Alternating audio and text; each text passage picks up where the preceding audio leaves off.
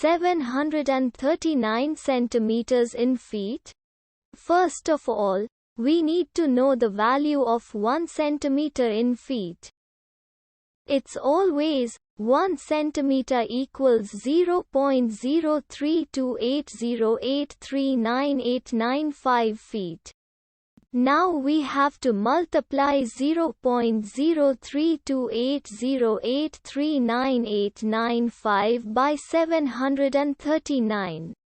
Therefore, 739 centimeters times 0.03280839895 feet equals 24.24540682405 feet. So, in other words, 739 centimeters equals 24.24540682405 feet. We hope you have enjoyed this video. Please like and subscribe to our channel for more videos like this.